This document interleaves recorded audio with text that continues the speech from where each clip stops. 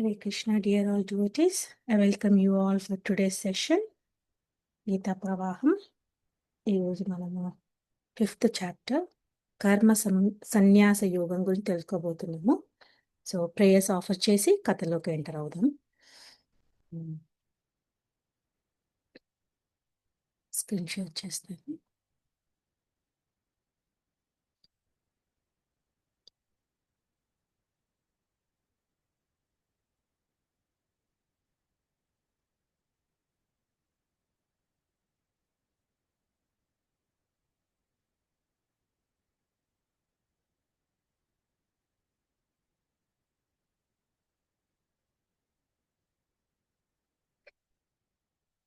ఓం జ్ఞానతిమిరాంధస్య జ్ఞానాంజన శలాకయ చక్షురున్మిలితం యేన తస్మై శ్రీ గురవే నమః.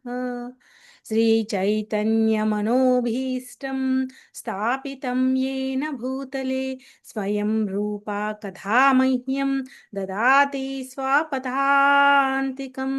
నమో విష్ణుపాదాయ కృష్ణప్రేస్తాయ భూతలే శ్రీమతే భక్తివేదాంత స్వామినితి నామినే. నమస్తే సారస్వతే దేవే గౌరవాణి ప్రచారిణి నిర్విశేష శూన్యవాదే పాశ్చాత్య దేశతారిణి. జై శ్రీ కృష్ణ చైతన్య ప్రభో నిత్యానంద శ్రీ అద్వైత గదాధర శ్రీవాసాది గౌర భక్తవింద. హరే కృష్ణ కృష్ణ కృష్ణ హరే హరే హరే రామ రామ రామ హరే హరే. ఓం నమో భగవతే వాసుదేవాయ. ఓం నమో భగవతే వాసుదేవాయ. ఓం నమో భగవతే వాసుదేవాయ. రాధా మదన్ మోహన్ की जय.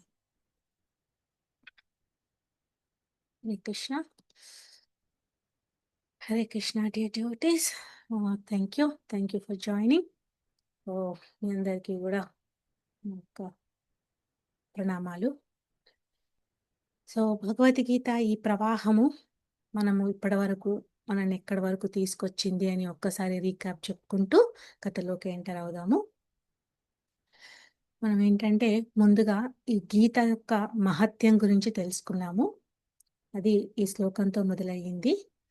ఏకం శాస్త్రం దేవకీ పుత్ర గీతం ఏకో దేవో దేవకీ పుత్ర ఏవ ఏకో మంత్రాస్తస్య నామాని యాని కర్మాపయేకం తస్య దేవస్య సేవా.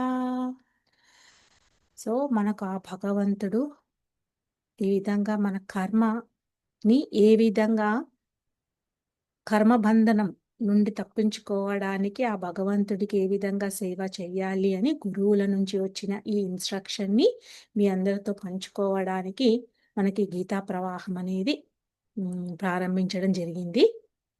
సో ఈ గీతా ప్రవాహంలో మనం ఏంటంటే ఈ భగవద్గీతని గురించి తెలుసుకుంటున్నాము. సో గీతా ప్రవాహము అసలు ఎందుకు, మనకి ఈ గీత గురించి ఎందుకు చర్చించుకోవాలి? ఆ గీత ఒక భగవంతుడికి మరియు అతని స్నేహితుడైన అర్జునుడికి మధ్యన జరిగిన సంవాదం కదా. మరి మనం ఎందుకు తెలుసుకోవాలి అనే దాంట్లో మనం చర్చించుకుంటూ ఉన్నామన్నమాట.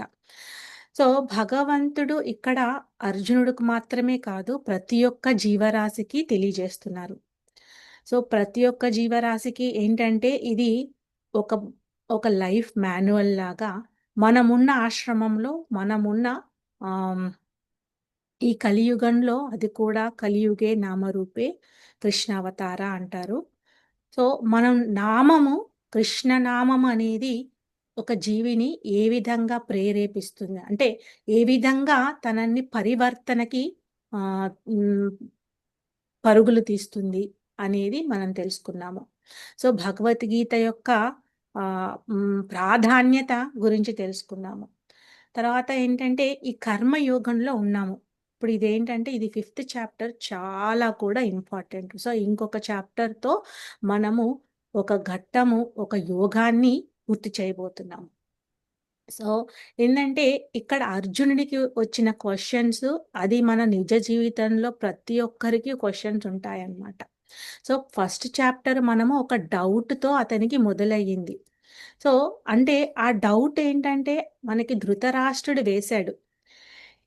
ఏంటి కురుక్షేత్రంలో ఈ ధర్మక్షేత్రం అనే కురుక్షేత్రంలో నా పుత్రులు తర్వాత పాండురాజు పుత్రులు ఇద్దరు కూడా సమావేశమయ్యారు కదా యుద్ధం చేయడానికి. మరి వాళ్ళు ఏమి చేస్తున్నారు అని ధృతరాష్ట్రుడు సంజయ్‌ని అడుగుతాడనమాట. సో, అందులోనే మనం మర్మం ఏముందో మనం చాలా వివరంగా తెలుసుకున్నాము. సో, ఒక క్వెషన్ అనేది మనకి రావడం అనేది ఇక్కడ చాలా అవసరము అని మన ఆచార్యులు తెలియజేస్తున్నారనమాట. సో, ఆ క్వెషన్ అనేది మనకి మనసులో ఒక డీమన్ లాగా ఉంటుంది. సో, అప్పుడు ఆ క్వెషన్‌ని మనము ఏంటంటే దానికి ఆన్సర్‌లని వెతకాలి. సో, భగవంతునికి డైరెక్ట్‌గా అర్జునుడేంటంటే తనకి ఒక ఆలోచన వచ్చిందనమాట. సో, యుద్ధం చెయ్యడానికి ధృతరాష్ట్రునికి ఆహ్, అంటే తన పుత్రుడైన దుర్యోధనుడుకి సహాయం చేయడానికి కౌరవుల్లో ఎవరెవరొచ్చారు అని సైనిక పరిశీలన చేయాలనుకుంటాడు. సో, అతని ఆలోచన ఎలా ఉండింది అనంటే పరిశీలన మాత్రమే చేయాలనుకుంటాడు.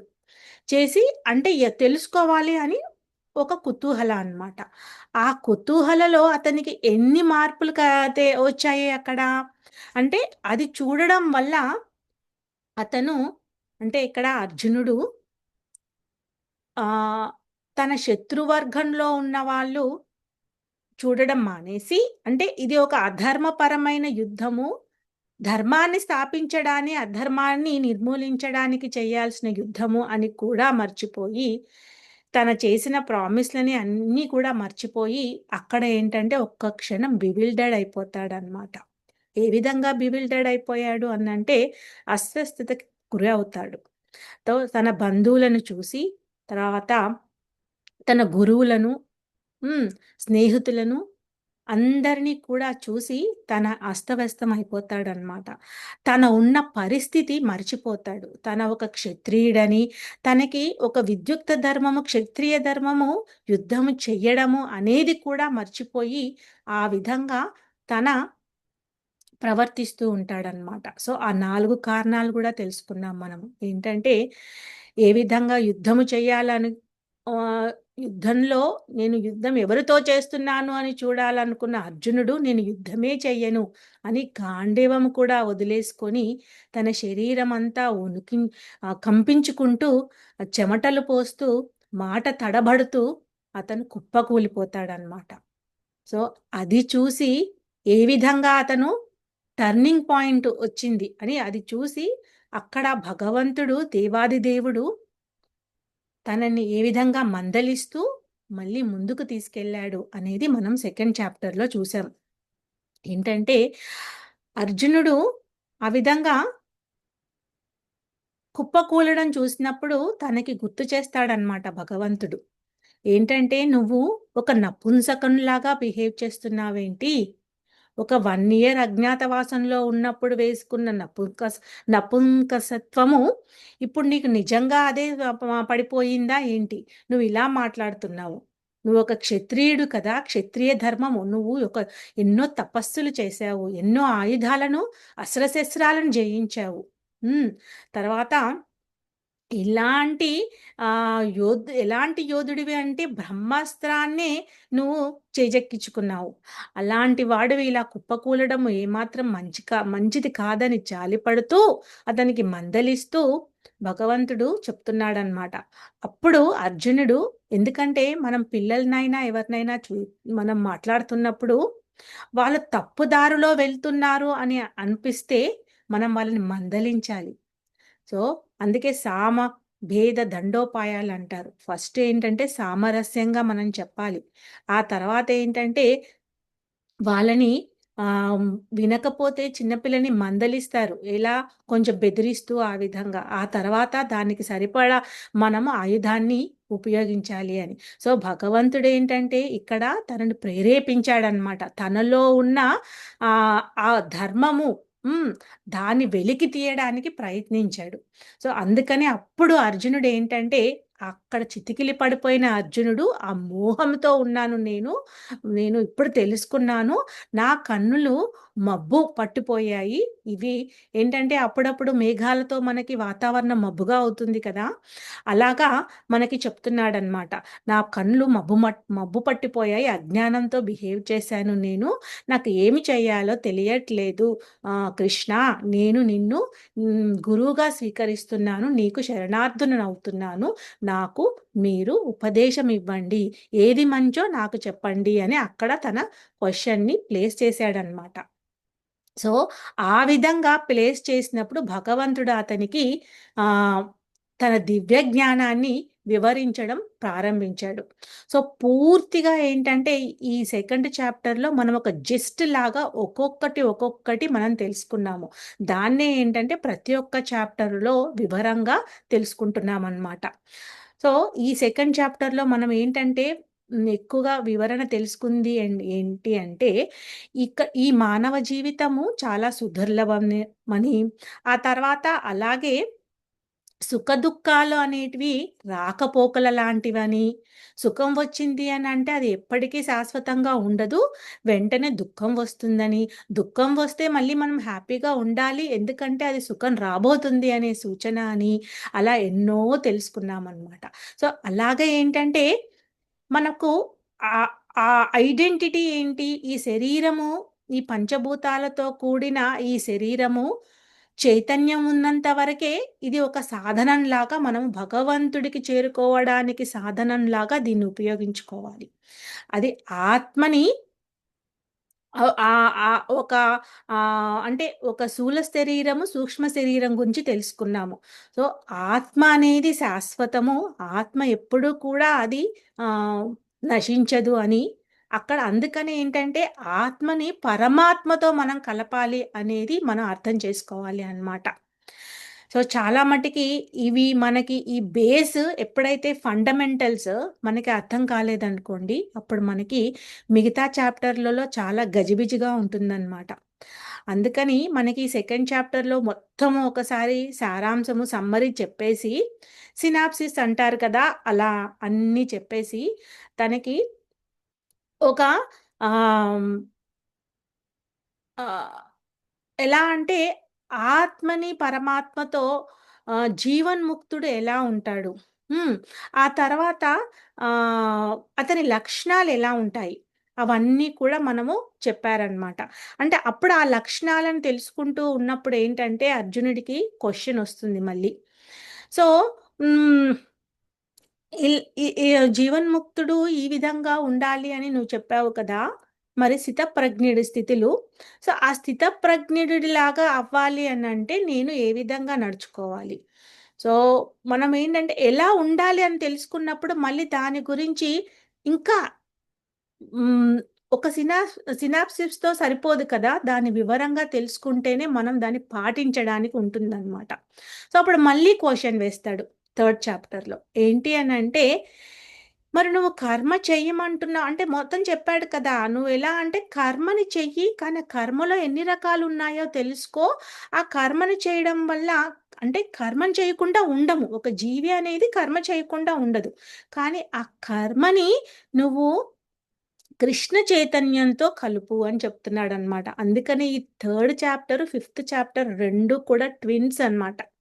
సో, ఈ థర్డ్ చాప్టర్‌లో మనం తెలుసుకున్నదేంటంటే, కర్మ అనేది ఎలా ఉంటుంది? ఆ కర్మ ఒక యోగంలాగా ఎలా మారుతుంది? సో, ఒక యాక్షన్‌ని పదే పదే మనం చేయడం వల్ల అది రెగ్యులేట్ చేసి, అది ఒక డిటర్మైన్ లాగా చేసినప్పుడు ఏమవుతుందంటే యోగం అవుతుంది. ఆ యోగం అనేది ఏంటంటే భగవంతునికి చేరుకోవడానికి ఒక సాధనం అన్నమాట. సో, అందుకని మన యాక్టివిటీస్‌ని రెగ్యులేట్ చేయాలి అంటారు. ఇప్పుడు మనం ఫర్ ఎగ్జాంపుల్ మనం ఆఫీస్‌కి వెళ్తాం కదండీ! సో, మనకు ఆఫీస్‌లో కూడా ఎలా అంటే టైమింగ్స్ చెప్తారు. నువ్వు ఏ టైమింగ్‌లో వస్తావు, ఏ టైంలో వెళ్తావు. అలా నేను రోజు ఇష్టం ఉన్న టైంకొస్తాను, ఇష్టం ఉన్న టైంకి వెళ్తాను అంటే వాళ్ళు ఒప్పుకుంటారా? లేదు. అలాగే ఏంటి అనంటే, మనము ట్రాఫిక్‌లో వెళ్తూ ఉంటాము. ఇక్కడైతే యూఎస్‌లో మనకి చాలా రూల్స్ అండ్ రెగ్యులేషన్. నా ఇష్టం ఉన్న వైపు నేను వెళ్ళిపోతాను. నేను ఆగలేను. నేను చాలా బిజీగా ఉన్నాను. నేను వెళ్ళిపోవాలి అని అంటే అది అవుతుందా? సో, అక్కడ మనకి ఆ రిస్ట్రిక్షన్స్ అనేది అవసరం అన్నమాట.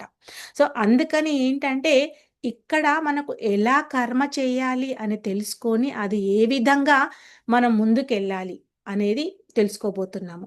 సో, ఆ స్థితప్రజ్ఞుని స్థితిలో మనమేంటంటే, ఆ ఎగ్జాంపులరీగా అంటే ఒక కామన్ మ్యాన్‌కి, ఒక గ్రేట్ మ్యాన్‌కి ఉండాల్సిన లక్షణాల గురించి తెలుసుకున్నాము. సో, ఎప్పుడైతే ఒక స్టూడెంట్ తను నేర్చుకుంటూ తన టీచర్ చెప్పిన పాఠాలను ఎందుకంటే టీచర్ పదే పదే పిల్లలకు తెలియాలి అని మళ్ళీ మళ్ళీ ఏబీసీడీలు చెప్తూ ఉంటుంది. అంత మాత్రాన తనకి ఏబీసీడీలు తెలవదని కాదక్కడ. ఎందుకంటే పిల్లలకి తెలియాలి అని అన్నమాట. సో, అందుకని అక్కడ మనము ప్రతి ఒక్కటి కూడా మన ఆచార్యులు ఏం చెప్తున్నారంటే, మనం ఎక్కడ వరకు తెలుసుకున్నామో అక్కడ వరకు మనం ప్రచార సేవలో ఉండాలి అని. సో, అందుకని ఇందులో కొన్ని తప్పులు దొరుకుతూ ఉంటాయి. కానీ అది మనము ఇది ఒక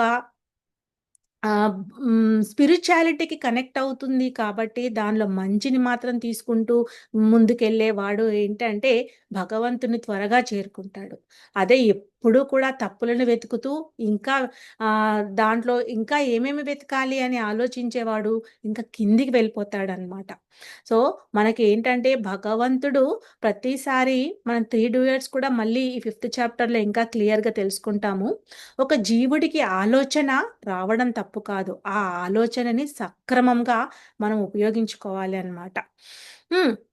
తర్వాత ఏం తెలుసుకున్నాము అనంటే ఈ థర్డ్ చాప్టర్‌లో మన సోల్ ఏ విధంగా అంటే ఎనిమీ ఆఫ్ ద సోల్ ఏంటి అనేది తెలుసుకున్నాం. అంటే ప్రతి మన ఎక్కడైతే ఈ ఆత్మ, ఆత్మానుభూతి గురించి తెలుసుకున్నామో ఆ ఆత్మని సరిగ్గా అంటే మనము ఒక చారియట్ గురించి తెలుసుకున్నాం కదా! బుద్ధి. సో, ఆ మైండ్ మెయిన్ మనకి హ్మ్. ఎలా అంటే భగవంతుడిలాగా పనిచేస్తుంది అన్నమాట. దాన్ని సరిగ్గా ఉపయోగించామా, అది మనకి మంచి దారిని ఒక ఫ్రెండ్‌లాగా చేస్తుంది. అదే మనం దాన్ని సరిగ్గా మన ఫ్రీ విల్‌ని సరిగ్గా ఉపయోగించకుండా మన టైమ్‌ని యుటిలైజ్ చేసుకోకుండా అంటే ఇప్పుడున్న కాలంలో ఇప్పుడు చూసారా మీరు రీసెంట్‌గా మనకి సినీ రంగంలోకి కూడా మన ఆచార్యులని ప్రేరేపిస్తూ మన ఇస్కాన్ డివోటీస్ వల్ల అది ఆహ్, మొత్తం సినీ రంగంలో కూడా ప్రవేశించారనమాట. అంటే మనకక్కడ ఏం చెప్తున్నారు అంటే, ఆధ్యాత్మికంగా నువ్వు అర్థం చేసుకో, ఎదుగు. సో, మూవీ చూసి మనం అంటే ఈ సినీ రంగంలో ఎలాంటివొస్తున్నాయి అంటే పిల్లలు ఫస్ట్‌లో చూపిచ్చేస్తారు. మనకేంటంటే పొగ తాగకూడదు. Smoking is injurious to health అంటాడు. తర్వాత మనకి పెద్ద పెద్ద నేతలు వాళ్ళే మనకేంటంటే ఆహ్, ఆహ్, మ మద్యపానం గురించి చెప్తూ ఉంటారు. సో, ఈ విధంగా మనకేమవుతుంది అంటే మిగతా వాళ్ళకి అది ఒక ప్యాషన్ లాగా అయిపోతుంది. సో, ఎంతోమంది జీవితాలు దానివల్ల నాశనం చేసుకుంటున్నారు. అందుకని ఇక్కడ ఏంటంటే ఈ మూవీ కూడా ఎందుకంటే పూర్తిగా మనకి స్క్రిప్చర్స్‌లో ఏముందో అది చెప్పడానికి తీశారనమాట. సో, దానిది ఒక యానిమేటెడ్ మూవీ మనకి కంప్లీట్‌గా అందరూ కూడా మీరు చూడాలని కోరుకుంటున్నారు. పిల్లలకి ఇంకా చూయించండి. తర్వాత ఇంకోటేంటంటే, ఫోర్త్ చాప్టర్‌లో మనం ఏం తెలుసుకున్నాము అనంటే దివ్య జ్ఞానం. సో, అది మన శరీరంలో ఉన్న ఈ సెన్సెస్‌లో దాని అక్రోనిమ్ ఇయర్స్ అన్నమాట. ఈ ఇయర్స్ ఎలాంటిది అంటే, ఒక జీవి అన్‌కాన్షియస్‌లో అంటే మనము పడుకున్నప్పుడు ఎలా ఉంటుంది అనంటే, ఒక్కొక్కసారి కొంచెం ఏదైనా సౌండ్ రాగానే మనం లెగుస్తామంట. ఒక్కొక్కసారి డీప్ స్లీప్‌లోకెళ్తామంట. సో, ఆ డీప్ స్లీప్ ఎన్ని అవర్స్, ఎన్ని మినిట్స్ ఎళ్తామో అది మన ఆరోగ్యానికి చాలా మంచిదనమాట. ఏదో ఇలా న్యాప్ చేసుకొని మళ్ళీ ఎళ్ళామా, మళ్ళీ పడుకున్నామా అంటే అది కాదు.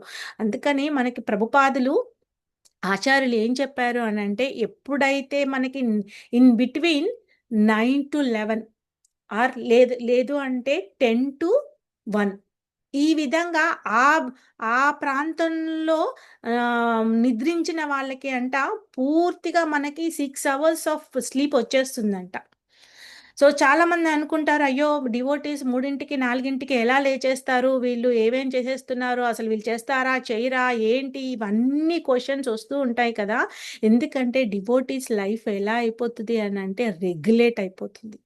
సో, దానివల్ల మనకి ఏం చెప్పారు అంటే, fake it until make it అని కూడా అన్నారనమాట. మీరు ఫస్ట్ చెయ్యండి. అది చేసిన తర్వాత మీకు అది ఒక అలవాటయిపోతుంది అని. మనకి చిన్నప్పటి నుంచి కూడా ఒక మండలము అలాంటిది ఎందుకు పెట్టారు అనంటే, 21 రోజులు ఏదైనా మనం చేశాము అనంటే, అది మనకి అలవాటులాగా అయిపోతుందనమాట. సో, అందుకని ఇక్కడ దీంట్లో ఆ దివ్య జ్ఞానము భగవంతుడు మనకి తన జన్మం అనేది ఏంటిది అంటే, ఒక పుట్టుక కాదు అది. అది ఎలా అంటే ఆహ్, దాన్ని అవతరణ అని అన్నారనమాట. సో, దాన్ని అపియరెన్స్ అంటారు అందుకని. భగవంతుడు చేసినవి అన్నీ కూడా కర్మ కాదు, అది లీలలు అని మనం తెలుసుకోవాలి. చాలామంది ఏంటంటే, రాముడు, కృష్ణుడు వాళ్ళు చేశారు, మనము చేస్తున్నాము అని అన్నీ అంటూ ఉంటారు. సో, దాని గురించి మనం చాలా వివరంగా తెలుసుకున్నాము. కృష్ణుడు తన చిన్న వయసులోనే ఎన్నెన్ని దివ్య అద్భుతాలు మనకి చూపిచ్చారు అనేది.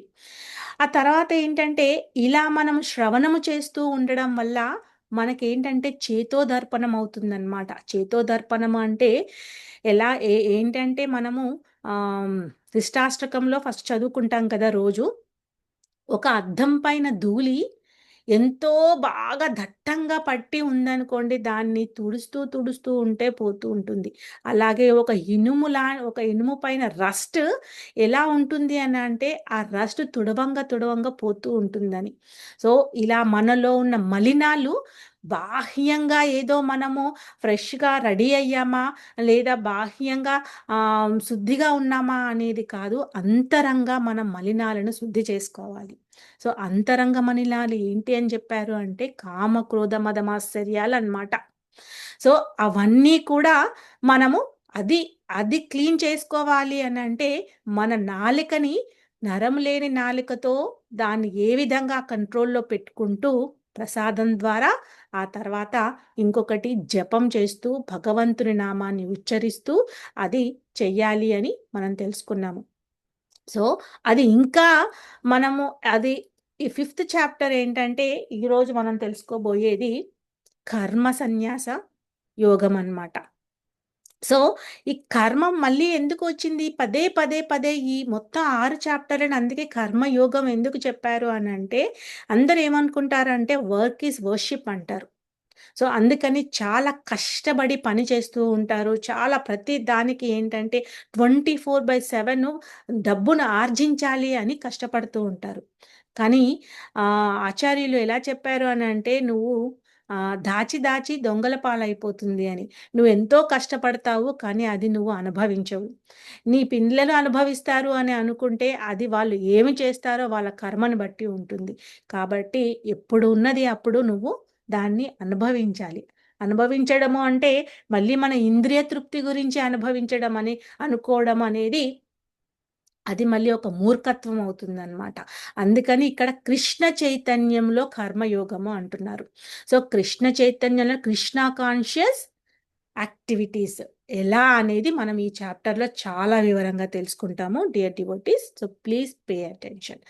ఏంటంటే, మనము 4 ఈ స్టెప్ అంటే ఫస్ట్ ఎస్ అనేది ఏం చెప్తున్నారంటే stay in the world. So, first ఏం చెప్పారు మనకి? కర్మం చెయ్యాలి అనంటే నువ్వు సాంగత్యాన్ని వహించు. ఎప్పుడైతే నువ్వు డివోటీ సాంగత్యంలో ఉంటావో, ఆ శ్రద్ధతో ఉంటావో, నీకు శ్రద్ధ అనేది ఇంకా కలుగుతుంది అని మనకు చెప్పారు. కానీ మళ్ళీ ఏంటి ఇక్కడ శ్రేయ ఇన్ ద వరల్డ్ అంటున్నారు. సో అది మనం తెలుసుకుంటామన్నమాట. తర్వాత ఏంటంటే 3 డ్యూయర్స్. సో 3 డ్యూయర్స్ ఎవరెవరు? హ్మ్. జీవుడు, పరమాత్ముడు, తర్వాత భౌతిక ప్రకృతి అంటే నేచర్.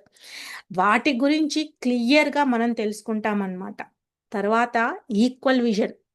ఈ అంటే equal vision. So equal vision అనేది ఏందంటే సమదృష్టితో ప్రతి ఒక్కరిని చూడడం.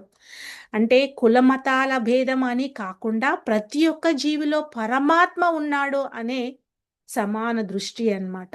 సో అది చూడగలుగుతున్నాడు అని అన్నప్పుడు అక్కడ మనకి ఆ మనిషిలో కనబడుతుందన్నమాట. ఆత్మ పరమాత్మతో సంధానం అవుతుంది అనేది.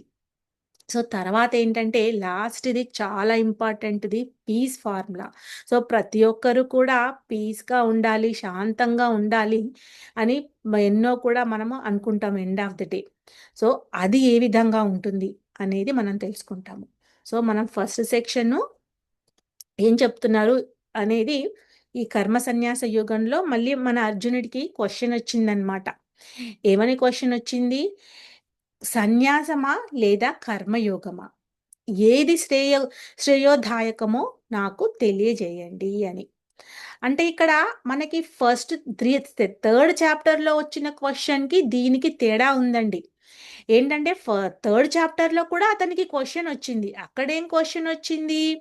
అంటే ఇది సిమిలర్ క్వెషనే. కానీ మనం అంటాం కదా! ఇప్పుడు సరే సాయంత్రానికి వంట చేసేయి అంటాము. కానీ వంట చేసేయి అన్నప్పుడు వంట ఏమని చెయ్యాలి అని అనుకుంటాం కదా! సో, ఏమని చెయ్యాలి అన్నప్పుడు మళ్ళీ ఏమేమున్నాయో అనుకుంటాము. సో, ఏమేమున్నాయో అనుకోని దాంట్లో ఏమి చేయగలమో అనుకుంటాము.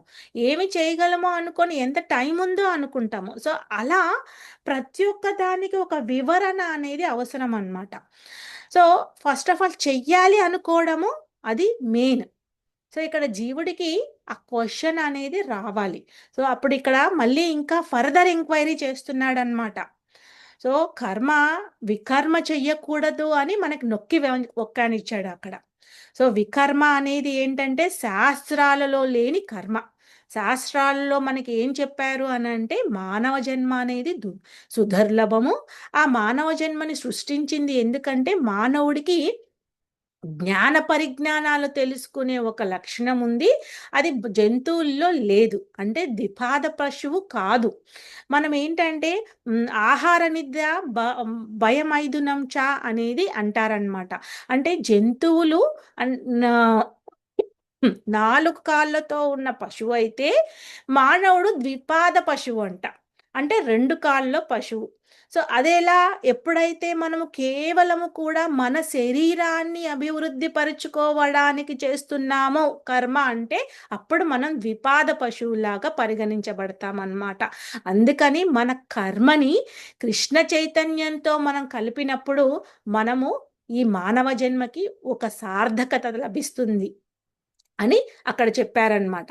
సో, ఇక్కడ అందుకని ఏం చెప్తున్నాడు? కర్మ త్యాగమా? అంటే కర్మని త్యజించమని చెప్పట్లేదు. కర్మ నుంచి వచ్చిన బంధనాన్ని త్యజించమంటున్నాడు. సో, ఆ బంధనము అంటే ఇక్కడ మళ్ళీ ఫలితం అన్నమాట. సో, నీకు ఏమొస్తుంది కర్మ చేయడం వల్ల? దాన్ని ఎలా వస్తుంది? ఇప్పుడు చాలామంది అనుకుంటాం కదా! ఫర్ ఎగ్జాంపుల్ ఒక కూర చేస్తున్నాము అని అన్నప్పుడు ఒక వంట, అయ్యో! అది ఎలా వస్తుందో అనుకోని మనం భయపడుతూ అసలు చేయకుండా ఉన్నామనుకోండి, అది మనకు తెలీదు. సో, మనం ప్రయత్నం చేస్తూ దాన్ని చేసినప్పుడు ఏంటంటే, మన చైతన్యం ఏ చైతన్యంతో చేస్తున్నప్పుడు అది కరెక్ట్‌గా చక్కగా వస్తుందనమాట. సో, ఇక్కడ ఏం చెప్తున్నాడు అనంటే సన్యాసం అనే వరకు చాలామంది ఏమనుకుంటారు అనంటే డిటాచ్‌మెంట్ అనేసుకుంటారు. సో, సన్యాసం అనేది అడవుల్లో చెయ్యాలి. అది మనకి ఇది ఎలా అంటే వానప్రస్థలో ఉన్నప్పుడు, ఆ వానప్రస్థ కూడా అయిపోయిన తర్వాత సన్యాసం చెయ్యాలి అలా అనుకుంటారు. సో, మనకి ఇక్కడ ఏం చెప్తున్నాడు అంటే కర్మ సన్యాస యోగము. దీనికొక చిన్న స్టోరీ ఉందన్నమాట. ఎలా అంటే జనక మహారాజు దగ్గరికి బ్రాహ్మణులొస్తారంట. ఆతిథ్యానికి. సో, అప్పుడు జనక మహారాజు చెప్తారంట, సరే బ్రాహ్మణులు వచ్చినప్పుడు అందరూ ఆతిథ్యం ఇస్తారు కదా! సో, రండి వాళ్ళందరూ అడుగుతారనమాట. మీరు చక్కగా అన్ని రంగాలలో ఇలా రాణిస్తున్నారు. మీరు ఎలా చేయగలుగుతున్నారు అనేది అడిగితే, అప్పుడు జనక మహారాజ్ చెప్తాడనమాట, సరే ఇప్పుడు నేనైతే మీకేమీ చెప్పలేను. రేపు రండి. మీ అందరికీ చక్కని భోజనం అరేంజ్ చేస్తాను. అప్పుడు కూర్చొని మనము భోజనం చేస్తూ మాట్లాడుకోవచ్చు అనేసి జనక మహారాజు చెప్తాడనమాట. అప్పుడు ఆ బ్రాహ్మణులందరూ కూడా నెక్స్ట్ డే వచ్చేస్తారు.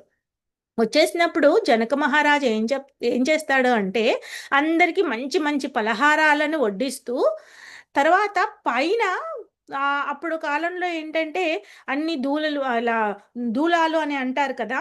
సో, వాటికి అక్కడ ఏం చేస్తాడు అంటే ఒక గుర్రపు వెంట్రుక అంట. గుర్రపు తోకకు ఉన్న వెంట్రుకతో అన్ని ఆయుధాలను ఒక్కొక్కటి కడతాడంట.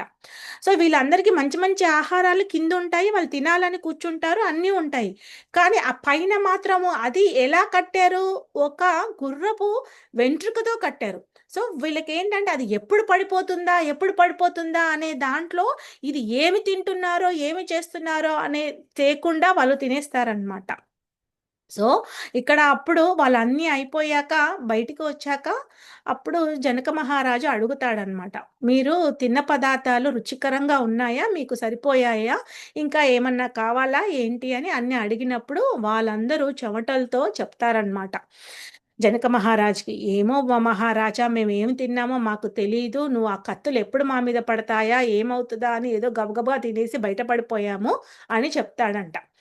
సో, అప్పుడు జనక మహారాజు ఏమంటాడు అనంటే, చూసారా ఈ భౌతిక ప్రపంచము మనకి ఎలా ఉంటుంది అనంటే, ఇప్పుడు నేను కూడా ఈ రాజభోగాలతో ఇక్కడ ఉన్నప్పుడు, నేను అది కూడా ఎంతోమంది మహారాణులున్నారు.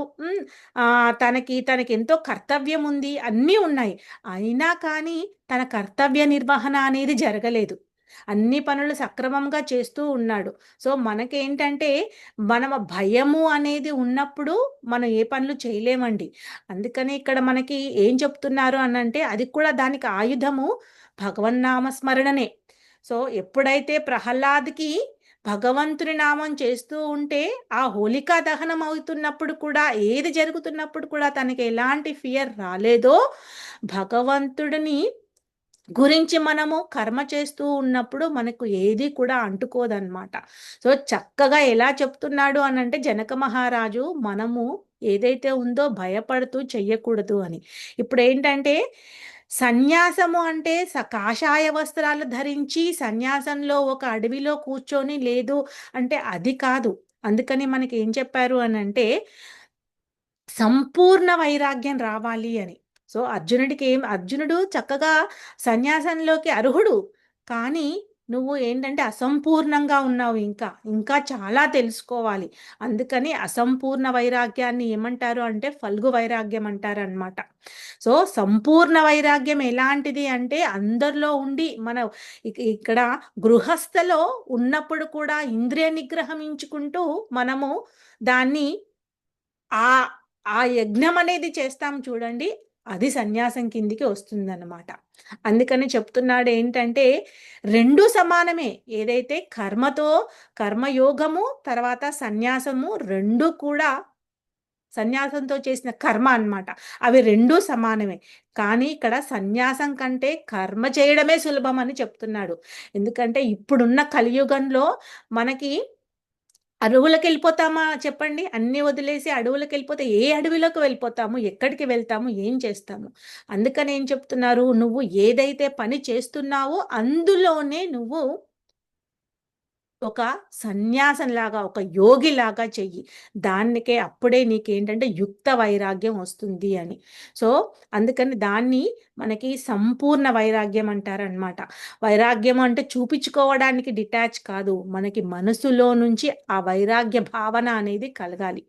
సో, అక్కడ మనకి ఆ ప్రశ్నతో అది అలా మనకి సమాధానం చెప్తూ ఉన్నాడనమాట. హ్మ్. సో, ఇక్కడ ఇది మనం చెప్పుకున్నాం కదా ఇప్పుడే. సో, ఇక్కడ ఇదనమాట. సో, సంపూర్ణ త్యాగం దాన్నే ఫల్గు వైరాగ్యం. ముక్తిని పొందడానికి ఆరాటపడే వ్యక్తులు భగవంతునికి సంబంధించిన వస్తువులను భౌతికమైనదిగా భావించి పరిత్యజిస్తారు. సో చాలా మట్టుకు ఏమనుకుంటారు అని అంటే,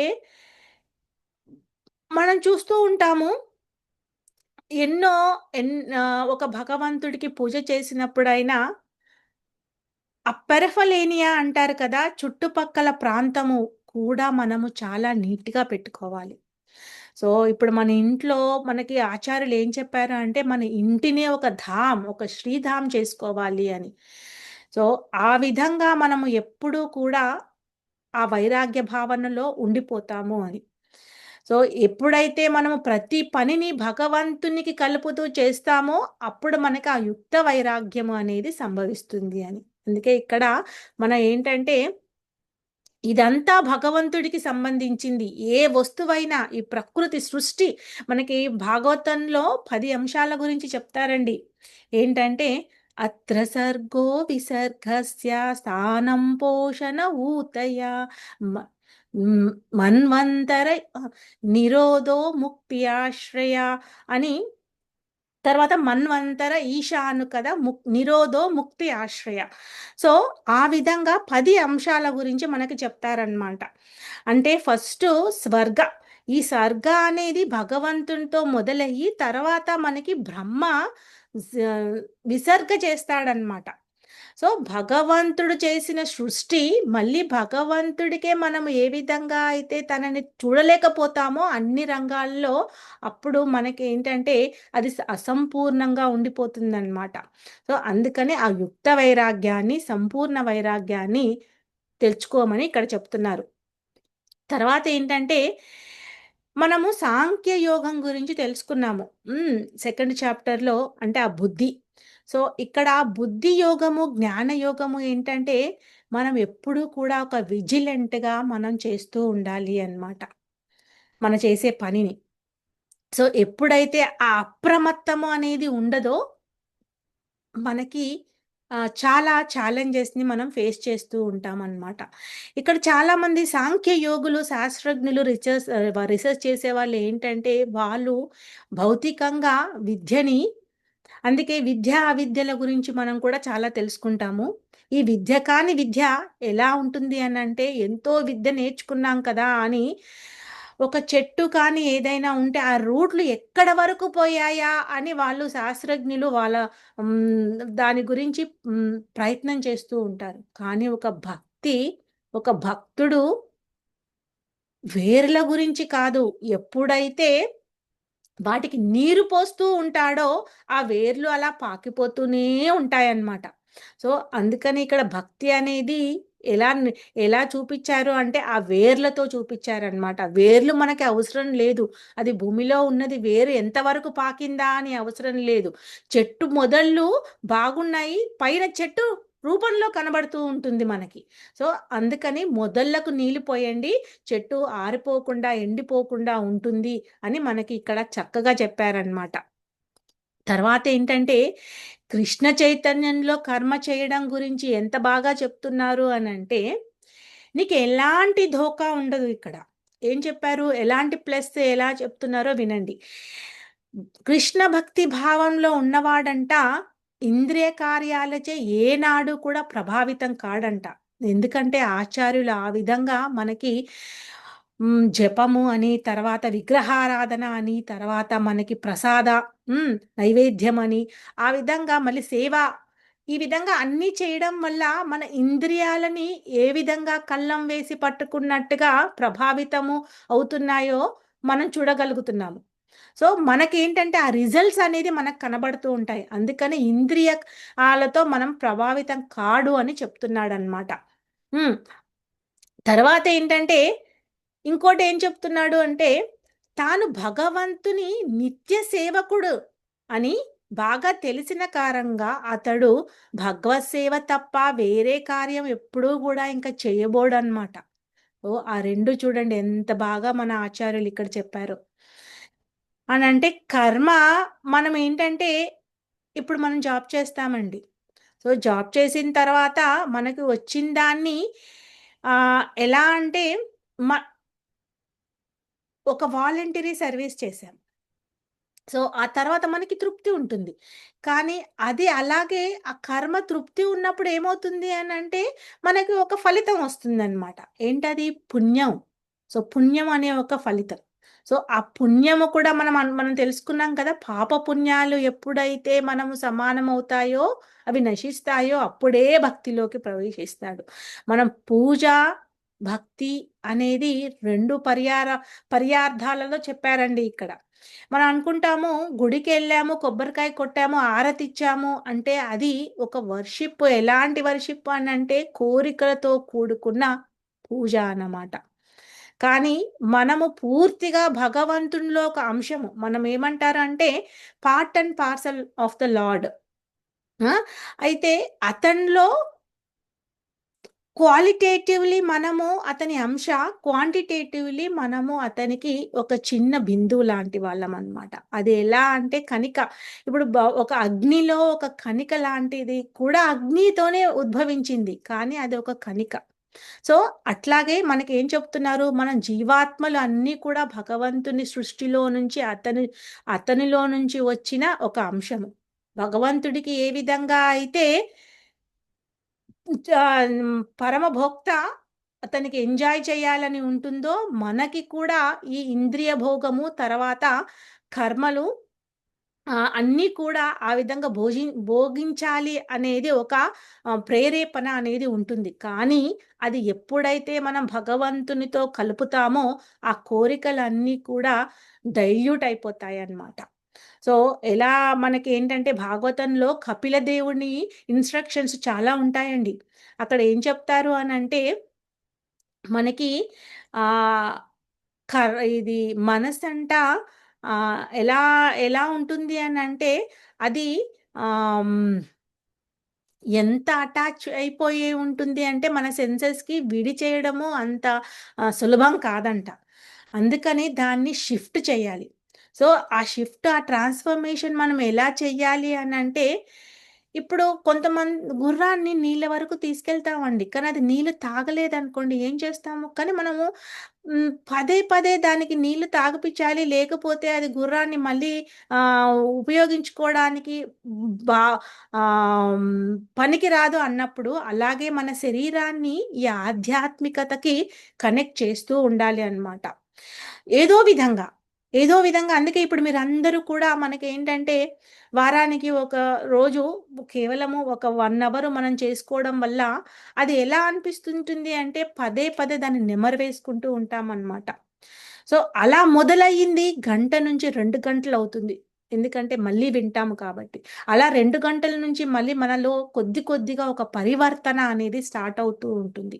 సో, ఇక్కడ అందుకని చెప్తున్నాడనమాట. నీకు ఎలాంటి ఇక్కడ నష్టం లేదు. ఈ రెండిట్లో నుంచి వచ్చిన రిజల్ట్ ఏంటి? నీలో ఆ ఇంద్రియ కలాపాలన్నీ కూడా సర్వదా భగవంతునికి కనెక్ట్ అయ్యి ముక్తుడవైపోతావు అని చెప్తున్నాడనమాట. అది ఎలా ఉంటుంది అంటున్నాడు? ప్రపంచంలో అంటే మనకేమన్నాడు ఫస్ట్‌లో స్టే విత్ ద వరల్డ్ అన్నాడు కదా! Stay in the world. అంటే ప్రపంచంలో మమేకమై ఉండండి. ప్రపంచంతో సంబంధం లేకుండా ఉండండి. లేకుండా కాదు అంటున్నాడు.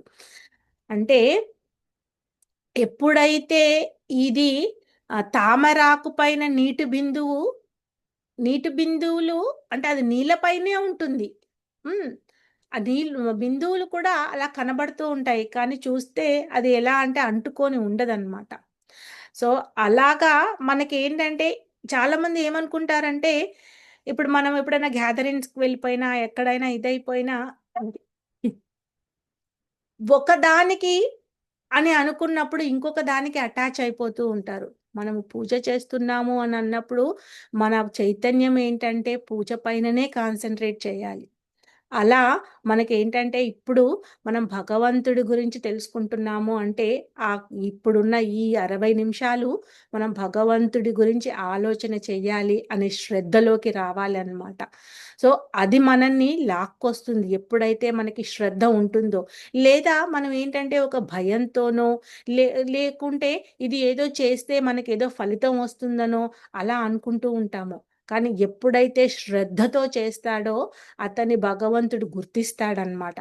అందుకని మనకి సెకండ్ది ఈ స్టెప్ ఎలా చెప్తున్నారు అని అంటే అప్పుడు ఆ 3 డూయర్స్ గురించి తెలుసుకోబోతాము. సో ఇందులో ఇది చాలా ముఖ్యమైన 4 శ్లోకాలు ఉన్నాయండి. అవి కూడా తెలుసుకొని మనము ఇంకా తెలుసుకుందాము. ఒక 10 మినిట్స్ మనము అన్ని తెలుసుకొని వెళ్దాము.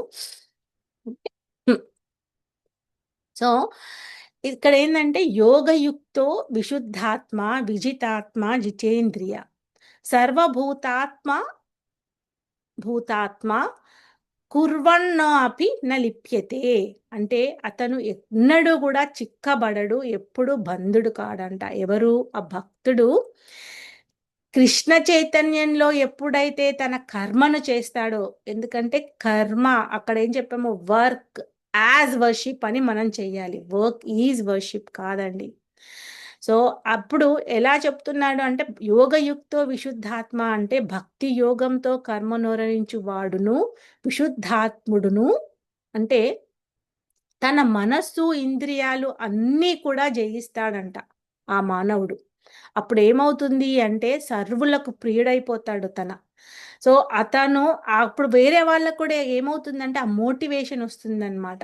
దానివల్ల అయ్యో ఇది ఇలా చేస్తే మనకి ఈ విధంగా వస్తుందే, మనం కూడా ఇలా చెయ్యాలి అని అనిపిస్తుంది. దాంతో తన స్థితప్రజ్ఞుని లక్షణాలు ఒకటి తనకు తెలియకుండానే అక్కడ వస్తూ ఉంటాయన్నమాట. సో అట్టివాడు సదా కర్మలను ఆచరించినను ఎన్నడు బద్ధుడు కాడంట. సో అందుకే చెప్తున్నాడనమాట, భూతాత్మ అంటే సర్వులకు ప్రియుడై ఉంటాడు, అందరినూ అతని ప్రియులై ఉందురు కూడా. అలా ఏం చెప్తున్నాడు, అందుకని ఏంటంటే మనకి ఎప్పుడైనా కానీ ఈ మైండ్ ఏంటంటే అది ఏం చెప్తుంది అని ఒక క్షణం ఆలోచించాలండి. మనకి అర్జునుడికి వచ్చిన క్వశ్చన్ మనకి వస్తాయి చాలా మటుకి. ఏ పని చేసినా కానీ క్వశ్చన్ అనేది వస్తూ ఉంటుంది. సో మనసు చంచలం. సో ఆ చంచలమైన మనస్సుని మన కళ్ళం వేసి పట్టుకోవాలి అన్నమాట. ఆ కళ్ళం వేసి పట్టుకోకపోతే ఆ గుర్రాలు అనే ఈ సెన్సెస్ మనం తెలుసుకున్నాం కదా, ఎటో అటు పోతూ ఉంటాయి. సో అందుకని మనం ఎటు పోవాలనుకుంటున్నాము అనే ఒక గోల్ సెట్ చేసుకోవాలి. సో మనం 6th చాప్టర్లోకి వెళ్ళిపోయేటప్పుడు అక్కడ వెళ్తాం కదా. సో అందుకని ఇక్కడ మనకి ఎన్నో మార్గాలు ఉన్నాయి. భగవంతుడు ఏంటంటే ఇప్పుడు మనము ఫర్ ఎగ్జాంపుల్ మనము ఇండియాకి వెళ్ళాలి అనుకోండి, మనం ఫ్లైట్ ఎక్కుతాం. ఒకే ఫ్లైట్ ఉందా అండి? ఎన్నో ఫ్లైట్స్ ఉన్నాయి. అలాగే ఎన్నో మార్గాలు ఉన్నాయి. ఒక్కొక్క ప్రాంతంలో ఒక్కొక్క వాళ్ళు ఉన్నారు. సో అలా ఎక్కడి నుండో వెళ్ళాలనుకుంటారు. అలాగే ఏంటంటే ఆ ఫ్లైట్లో కూడా ఫస్ట్ క్లాస్ వాడు ఉంటాడు, ఏ తర్వాత ఎకనామీ వాడు ఉంటాడు, ఇంకా ఎలాగో అలా ఎన్నో క్లాసెస్ కూడా ఉంటాయి. కానీ వాళ్ళందరూ కూడా ఒకేసారి చేరుకుంటారు కదండి. సో అందుకని భగవంతుడు చెప్పేది ఏంటి అంటే మనకి మార్గాలు ఎన్ని ఉన్నా చేరేది మళ్ళీ గమ్యం అనేది ఒక్కటే అన్నమాట. ఆ మార్గాన్ని సులభతరం చేసుకునేది భక్తి మార్గం మాత్రమే. ఇప్పుడున్న కలియుగంలో మనం దివ్య చిత్రపటంలో కూడా తెలుసుకున్నాం కదండి, ఈ left side right side. Left side జీవన్ముక్తుడు అవ్వడానికి మన ఆత్మ పరిశుద్ధం చేసుకుంటూ అక్కడ వరకు వెళ్ళాలి అని అంటే ఎన్ని అష్టాంగ యోగాలు, ధ్యాన యోగాలు ఎలాంటిది చెయ్యాలి అనేది మనం తెలుసుకుంటాం. అది ఎంత కష్టతరం. మనం ఇక్కడ ఈ సన్యాసం అంటే అంత ఈజీ కాదండి. ఇప్పుడు చాలా మటుకి మనకి ఇస్కాన్లో కూడా చాలా మందికి సన్యాసం తీసుకొని వాళ్ళు ఉంటారు. వాళ్ళది ఎలా ఉంటది అని అంటే వాళ్ళు ఒక ప్రాంతంలో 3 రోజుల కంటే ఎక్కువ ఉండకూడదండి. వాళ్ళు ప్రయాణం చేస్తూనే ఉండాలి.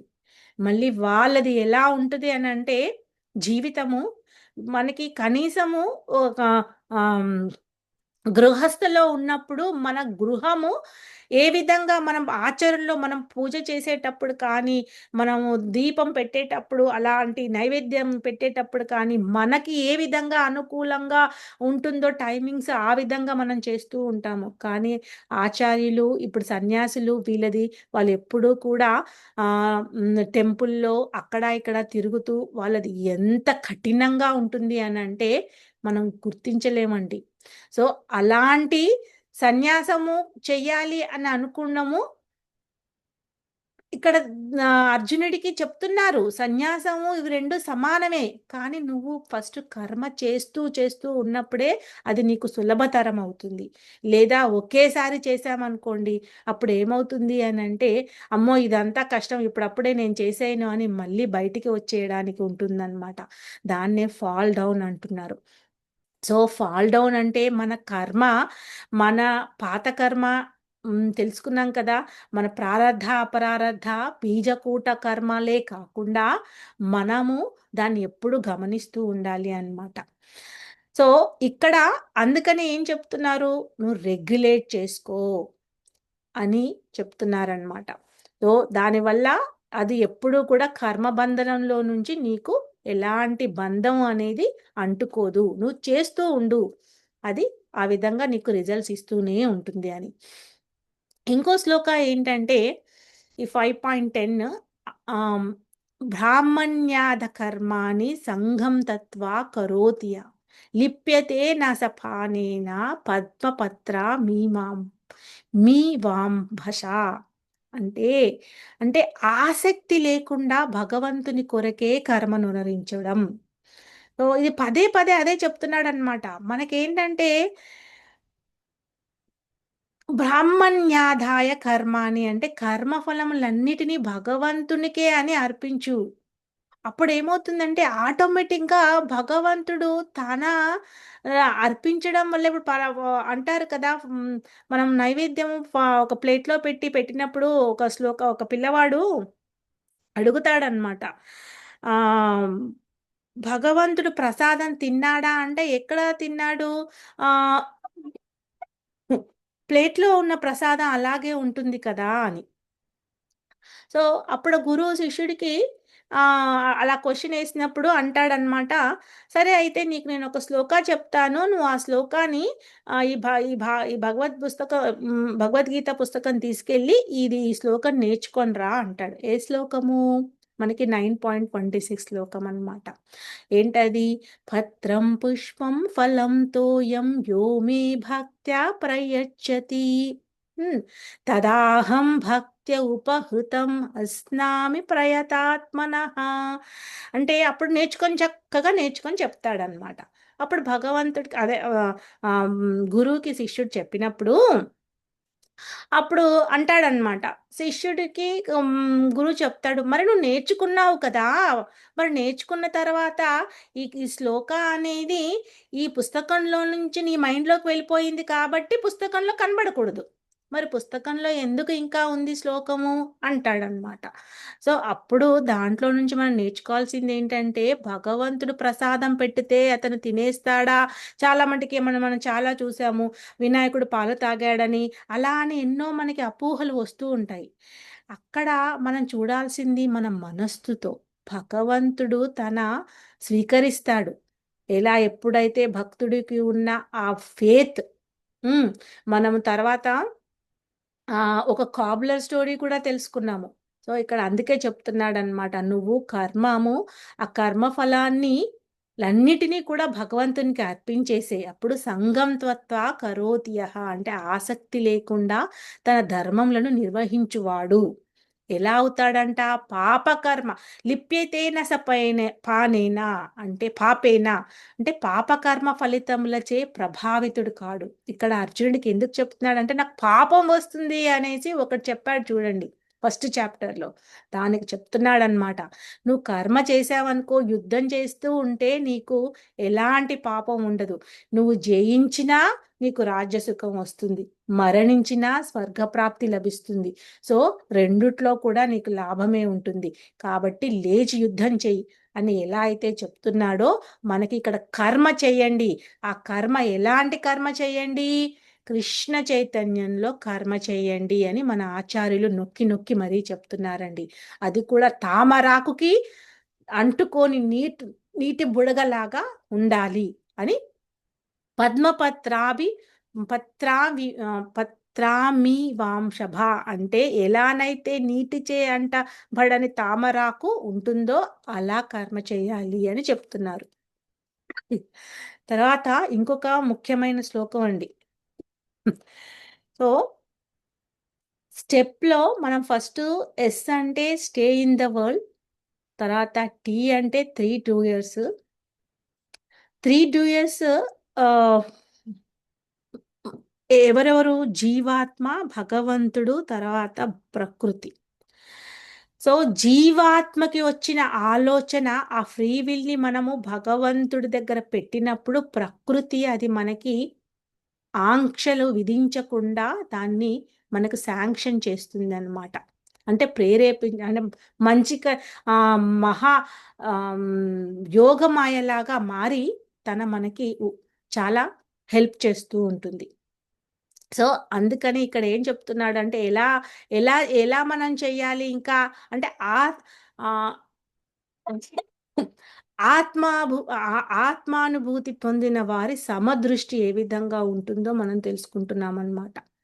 సో విద్యా వినయ సంపన్ని బ్రాహ్మణి గవిహస్తిని సునీచైవ స్వపాకేచ పండిత సమదర్శిన. అంటే విద్యా వినయ సంపన్నే అంటే వినమ్రులైన పండితులు, యథార్థమైన జ్ఞానము కలిగిన వారగుటచే బ్రాహ్మణే గవిహస్తిని, విద్యా వినయములతో కూడిన బ్రాహ్మణుని, గోవుని, ఏనుగుని, సునీచైవ స్వపాకేచ అంటే సునకమును సునక మాంసమును తినువాడిని, పండిత సమదర్శిన సమదృష్టితో వీక్షించుదురు అట్టువారు నిజమైన జ్ఞానులు కలవారు, అంటే జ్ఞానము కలిగిన వారు అని చెప్తున్నారు. అంటే వినమ్రం, ఎప్పుడైతే ఆ వినమ్రత అనేది లేదనుకోండి ఆ పండితుడికి అది ఎంత జ్ఞానం ఉన్నా అది ఉపయోగపడదన్నమాట. సో వినమ్రతతో మనము ఇక్కడ ఆ జ్ఞానాన్ని సముపార్జించాలి. ఎలా? ప్రతి ఒక్కరిని సమదృష్టితో మనం చూస్తూ ఉండాలి అన్నమాట. సమదృష్టితో చూడడము అని అంటే మంచి మంచి కొన్ని పిక్చర్స్ ఉన్నాయి, నేను చూపిస్తాను. ఎలా అంటే ఇక్కడ ఏనుగును, గోవును, బ్రాహ్మణుని, సునకమును అంటే అన్నిటినీ కూడా అందులో పరమాత్మ ఉన్నాడు అనే దృష్టితో మనం చూడాలి అన్నమాట. అంతేకాని ఇవన్నీ వేరు వేరు జీవులు, వేరు వేరు మతాలు, కులాలు, ఆ తర్వాత మనము చేసేది వేరు అలా అనుకుంటే అది సమదృష్టి అనిపించదు. సో ఇక్కడ సమదృష్టితో వీక్షించు వాళ్ళు జ్ఞానులు అవుతారనమాట. అందుకని యథార్థమైన జ్ఞానాన్ని తెలుసుకో అని మనకి చెప్పారు. సో ఇది మనకి లాస్ట్ శ్లోక, దాంట్లో ఇంపార్టెంట్ శ్లోక ఏంటంటే భోక్తారాం యజ్ఞ తపసాం సర్వలోక మహేశ్వరం సుహృదం సర్వభూతానాం జ్ఞాత్వా మాం శాంతి మృచ్యతి. అంటే శాంతిని పొందడానికి ఒక సూత్రం, అంటే అది కృష్ణ చైతన్యాన్ని కంప్లీట్గా, అంటే కృష్ణుడి గురించి తెలుసుకునేది ఒక భక్తి యోగం మాత్రమే అండి. ఆ భక్తుడికి మాత్రమే అర్థమవుతుంది అది కూడా. సో ఆ దేవాది దేవుడిని లీలలు అవన్నీ తెలుసుకోవడం అంత సాధ్యం కాదు, కానీ భక్తుడికి ప్రతిదీ కూడా అర్థమవుతూ ఉంటుంది. సో అప్పుడు ముక్తి గురించి మనము ప్రేరేపణ పడవసరం లేదండి, ఆటోమేటిక్గా ముక్తి అనేది సంభవిస్తుంది. కానీ భక్తుడు ముక్తిని కూడా వదులుకుంటాడనమాట. అలా ఎలాంటి అంటే మనము 5 రకాల ముక్తులు ఉంటాయి. స్వారూప్య, సాలోక్య, సామీప్య, షష్ఠి, తర్వాత సాయుజ్య. సో ఈ ముక్తులన్నిటినీ కూడా వదిలేసేసి భక్తుడు ఎప్పుడు నేను నీ చరణ కమలాలకు సేవ చేసుకుంటూ నేను ఇలా భక్తుల్లాగా ఉండాలనుకుంటాడనమాట. దానివల్ల ఏమవుతుందంటే ఏ జన్మ వచ్చినా ఎప్పుడు వచ్చినా కానీ భక్తుడికి అది ఆధ్యాత్మికం అయిపోతుంది. కాబట్టి తన జీవితము ఈ భౌతిక ప్రపంచంలోనే ఆధ్యాత్మికాన్ని రుచి చూడగలుగుతారనమాట. సో అందుకనే ఈ శాంతి ఫార్ములా మన ఆచార్యులు, శిక్షా గురువులు అందరూ కూడా కోట్ చేస్తూ ఉంటారండి. సో ఇది అందరూ వీలైతే ఈ శ్లోకాన్ని నేర్చుకోండి. భోక్తారాం యజ్ఞ తపసాం అంటే ఏం చెప్తున్నాడంటే నేనే పరమ భోక్తని, అంటే శ్రీకృష్ణుడు చెప్తున్నాడనమాట. నేను పరమ భోక్తని, సర్వయజ్ఞములకు తపో నియమములకు చరమ భోక్తను కూడా నేనే. అంటే కర్మయోగులకు మరియు జ్ఞానుల చేత పూజింపదగిన వాడను. ఎవరు? శ్రీకృష్ణ పరమాత్ముడు. సర్వలోక మహేశ్వరం, నేను సర్వోన్నత యజమానిని, సర్వలోకములకు మరియు అందుండు దేవతలకు అందరికీ కూడా పరమేశ్వరుడు నేనే. అష్టాంగ యోగులచో పూజింపబడు పరమాత్మను కూడా నేనే అని చెప్తున్నాడనమాట. సుహృదం సర్వభూతానం అంటే నేను సర్వోత్తమైన శ్రేయోభిశాలిని, సకల జీవులకు లాభములను గూర్చువాడను అని చెప్తున్నాడనమాట. జ్ఞాత్వామాం శాంతి మృచ్చతి అంటే ఎవరు ఈ విధంగా నన్ను గూర్చి తెలుసుకుందురో అతను భౌతిక సుఖ దుఃఖాలను అంటే ఏదైతే దుఃఖాలు భౌతిక దుఃఖాలు అనేవి ఉంటాయో వాటి నుండి విడివడి పరమశాంతిని పొందుతాడంట. సో చాలా మటుకి ఈ సుఖ దుఃఖాలు అనేది మనము ఆల్రెడీ సెకండ్ చాప్టర్లో నేర్చుకున్నాము. ఇక్కడ ఏంటంటే అసలు దుఃఖమే ఉండదు అంటున్నాడు. ఇంకా అందుకని భక్తులను చూడండి, వాళ్ళు ఎప్పుడు ఎంతో ఆనందంగా ఉంటారనమాట. ఇంకా వాళ్ళకి ఎల్లవేళలా సుఖం మాత్రమే కనబడుతూ ఉంటుంది ఎప్పుడైతే భక్తిలో రాణిస్తారు. అందుకని ఇక్కడ జ్ఞాత్వామాం శాంతి మృచ్చతి అంటున్నారు. అందుకే భగవంతుడిని మనం అర్థం చేసుకొని అతను పరమ భోక్త, అతని సర్వ యజ్ఞములకి మూలమైన వాడు అని తెలుసుకున్నప్పుడు మనకి కంప్లీట్గా ఆ శాంతి అనేది లభిస్తుంది అన్నమాట. సాటిస్ఫాక్షన్ అనేది మనం తెలుసుకుంటాము. సో ఇక్కడ కొన్ని ఇంపార్టెంట్ వర్డ్స్ ఉన్నాయండి. వాటిని ఒక 5 minutes మనము ఎక్స్ట్రా తీసుకుందాము. ఎందుకంటే ఆ ఫండమెంటల్ మనకి పూర్తిగా అర్థం కావాలి అన్నమాట. సో అంటే ఒక కర్మయోగికి కర్మికి ఉన్న డిఫరెన్సెస్ మనం బాగా తెలుసుకున్నాం. అదేంటి అంటే సంగత్వం లేని కర్మ ముక్తికి దారితీస్తుంది, కానీ సంగత్వంతో కూడిన కర్మ మనిషిని బద్ధుడిని చేస్తుంది. అది కర్మి అన్నమాట. సో ఎప్పుడూ కూడా మనము ఏదో ఒక ఆశతో ఆసక్తితో ఉన్నామనుకోండి, అది ఒక మన దాంట్లో పడిపోతాం. మనకి ఎలా అంటే మనం చేసే కర్మ ఒక డ్యూటీ అనేది మనకి ప్రిస్క్రైబ్ చేశారు, అది మనం చెయ్యాలి అని అనుకున్నప్పుడు ఏంటంటే మనకు ఆ కర్మ అనేది డైరెక్ట్గా ముక్తిని తీసుకెళ్ళిపోతుందంట. అదే వాళ్ళే కర్మయోగులు అవుతారు. సో అందుకని ఇక్కడ కర్మయోగులు సన్యాసులు సమానమే అని మనకి చెప్పారనమాట. కానీ నువ్వు సన్యాసం వరకు సన్యాసుడు కావాలి అంటే ఫస్ట్ కర్మయోగివి కావాలి. ఆ కర్మయోగి కృష్ణ చైతన్యంలోనే అవ్వగలుగుతాడనమాట. అప్పుడే నీకు ఆ పూర్తి వైరాగ్యం అనేది కలుగుతుంది. అందుకని ఇక్కడ కాబట్టి బంధం లేని ముక్తిని కలిగించేది చర్య కాదు, కానీ ఏ చైతన్యంతో ఆ చర్య చేస్తున్నామనేది మనము ఇక్కడ గమనించుకోవాలన్నమాట. సో చైతన్యము చాలా మటుకు ఏంటంటే ఆ కాన్షియస్ అనేది చాలా ఇంపార్టెంట్. ఈ 3 Duyasలో కూడా మనం ఇది ఆల్రెడీ చెప్పుకున్నాము. ఇది కానీ మీరు ఎప్పుడు కూడా ఈ డయాగ్రామ్ గుర్తుపెట్టుకుంటూ ఉండండి. జీవ అంటేనే ఫస్ట్ ఇక్కడే చాలా మటుకి మనం ఉండిపోతూ ఉంటాము. ఏంటంటే ఈ జీవ అన్నప్పుడు నేను నాది అనే ఒక అహం మమేతి అన్నమాట. అది మనల్ని కట్టేస్తూ ఉంటది. నేను నాది అని కాకుండా మనది మనము అందరిది అని వసుదేక కుటుంబంలోకి మనం ఎంటర్ అవుతూ ముందుకు వెళ్తుంటామో అప్పుడు మనకేమవుతుందంటే ఈ ఆత్మ అనేది పరమాత్మతో కలుస్తూ ఉంటుందన్నమాట. ఎలా ఈ సూక్ష్మ శరీరము ఈ స్థూల శరీరంకి మనం డిఫరెన్సెస్ తెలుసుకున్నాం కదా. సూక్ష్మ శరీరం అనేది ఏంటి? మనస్సు, బుద్ధి, అహంకారం. అయితే ఆ బుద్ధి అహంకారాలు బుద్ధి ఏమవుతుంది, చలించిన బుద్ధిని మళ్ళీ దాన్ని సక్రమమైన దారిలో పెట్టి మైండ్ ఏం చేస్తుంది, అహంకారాన్ని తీసేస్తుంది, నేను అనే అహంకారాన్ని తీసేస్తుంది అన్నమాట. అప్పుడు ఏమవుతుంది, ఆత్మ అనేది పరమాత్మతో ఈ సూక్ష్మ శరీరం డైల్యూట్ అయిపోయి మనకి కలిసిపోతుంది అన్నమాట. అందుకనే ఆత్మ హూ యామ్ ఐ అని ఫస్ట్ తెలుసుకోవాలి, అది అన్వేషించాలి మనం. ఆ అన్వేషణ మొదలైనప్పుడు అప్పుడు మనకొచ్చిన కోరికలకి సరి అయిన సమాధానం దొరుకుతుందన్నమాట. లేదంటే ఆ కోరిక ఎలా ఉంటుంది అని అంటే ఒక ఇంద్రియ తృప్తిని ఫుల్ఫిల్ చేయడానికి మాత్రమే ఆ కోరిక అవుతూ ఉంటుంది. ఎప్పుడైతే మనము కోరిక భగవంతుడికి 10 మందికి ఉపయోగపడే కోరిక చేస్తూ ఉంటామో పరమాత్ముడు దాన్ని ఆంక్షలు విధించకుండా శాంక్షన్ చేస్తూ ఉంటాడనమాట. దానికి తనతో సృష్టించబడిన ఈ భౌతిక ప్రకృతి మనకి ఎలా దారి ఇస్తూ ఉంటుంది అని అంటే దానికి ఎలాంటి అడ్డంకులు ఉండవన్నమాట. సో ఈ 3 డూయర్ ఫార్ములా ఎప్పుడు కూడా మీరు గుర్తుపెట్టుకోండి. మీకు ఎప్పుడు కూడా అది చాలా ఉపయోగపడుతూ ఉంటుంది.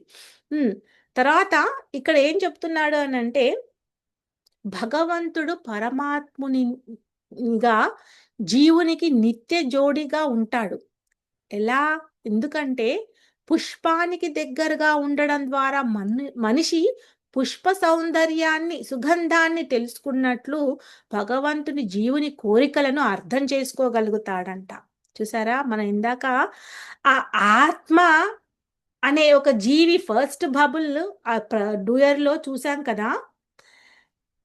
ఆత్మ పరమాత్మతో కలుస్తుంది అంటే మనలో పరమాత్మ ఉంది అని మనం గమనించినప్పుడు తన ఎలా అంటే మన కోరికలను అందరు అంటారు కోరికలని కోరికలకు గుర్రాలు ఉంటాయి అని. సో కానీ అది ఎలా అంటే ఎలాంటి కోరిక మనం కోరుకోవాలి అని అంటే 10 మందికి ఉపయోగపడే కోరిక కోరుకోవాలి. అప్పుడు దాంట్లో ఏమవుతుంది అని అంటే మనది కూడా అయిపోతుందండి అక్కడ.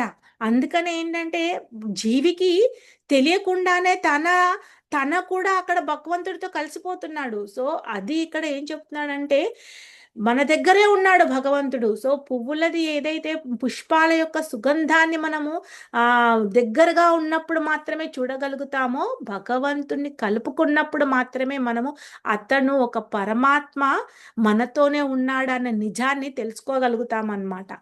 అది దాని గురించి మన ఆచార్యులు చెప్తూ ఉన్నారు.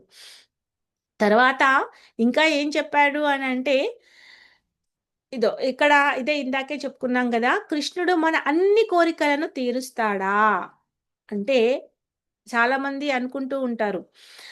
సో ఏ కోరిక ఉన్నా తీరుస్తారా అని మనకి ఎవరైనా అడగొచ్చు. అందుకని ఏం చెప్పారంటే జీవుని యొక్క యోగ్యతను బట్టి భగవంతుడు అతని కోరికలను తీరుస్తాడు.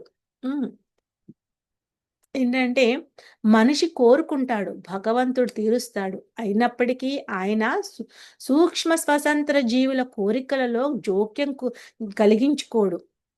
ఇప్పుడు ఫర్ ఎగ్జాంపుల్ స్కూల్కి అందరు వెళ్తారండి, అందరూ పిల్లలు వెళ్తారు. అందరు వెళ్ళినంత మాత్రాన అందరూ చదువుకోవడానికే వెళ్తున్నారా, లేదా ఏదో స్కూల్లో ఇది వెళ్ళాలి కాబట్టి వెళ్తున్నారా అని అంటే యాక్చువల్గా చెప్పాలి అంటే కాలేజ్లో స్టూడెంట్స్ అయితే మనం చక్కగా చెప్పొచ్చు అది.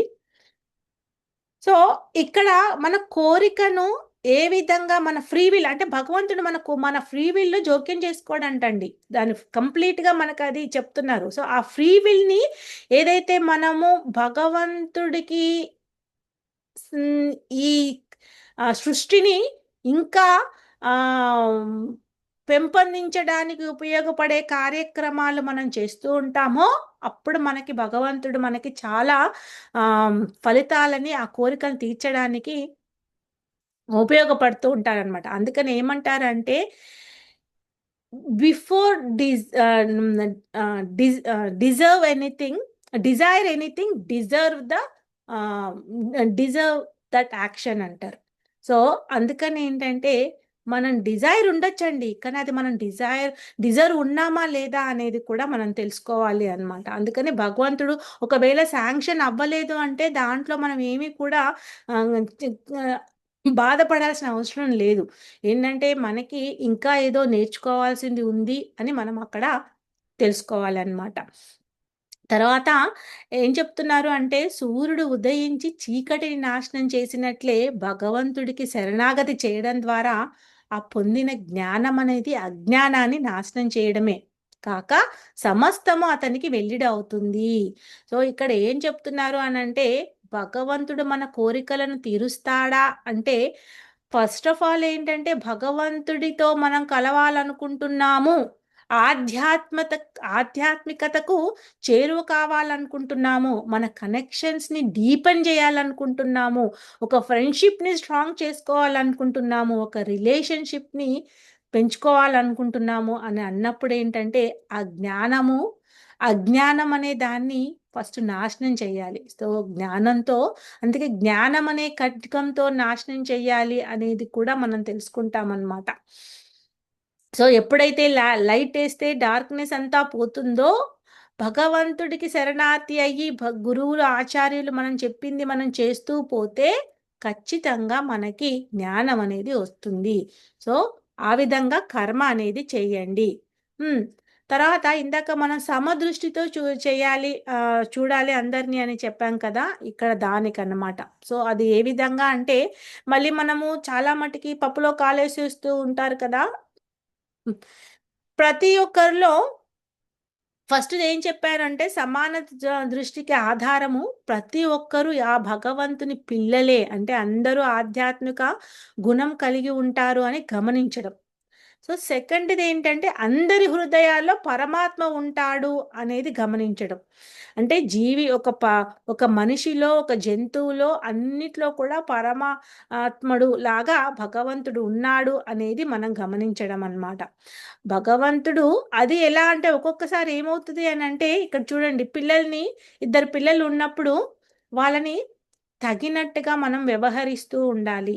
సమాన దృష్టి అంటే సమానంగా వ్యవహరించడం కాదు, తగినట్టుగా వ్యవహరించడం. అది తగినట్టుగా అంటే ఇప్పుడు ఇది కరెక్ట్గా మనం అనుకోవచ్చు. ఇక్కడ ఏం చెప్తున్నాడు, ఆవు కనబడితే అందరూ పూజిస్తారు, దాన్ని కౌగలించుకుంటారు అని. కానీ పులి కనబడితే కౌగలించుకుంటామా అండి? సో అలాగే అవి రెండు జంతువులే. ఇక్కడ అందుకని ఆ విధమైన వ్యత్యాసం అనేది కూడా మనం తెలుసుకోవాలి అంటున్నారు.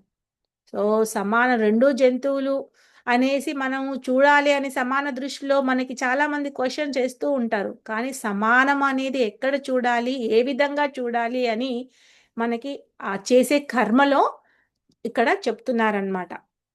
సమానత్వము వివక్షను కోల్పోవడానికి దారి తీయకూడదు.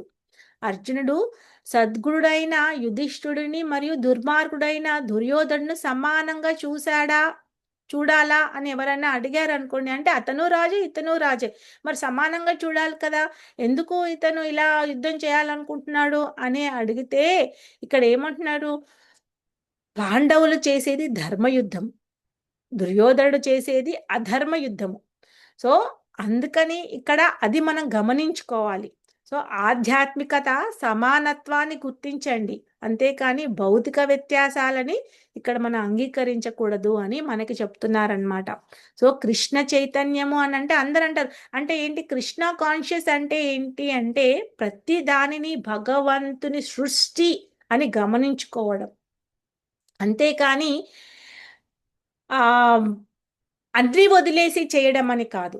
ఏది చేస్తున్నామో దాంట్లో మనం భగవంతుణ్ణి చూడడం అనేది మనం తెలుసుకుంటున్నాము. ఇక్కడ కృష్ణుడు అంటే మనం తెలుసుకున్నాం కదా, ఒక లీలావతారమే కాదు, ప్రతి సృష్టికి తన ఒక మూలాధారుడు, తన ద్వారానే ఈ స్వర్గ అనేది ఏర్పడింది అని మనం తెలుసుకున్నాం అన్నమాట.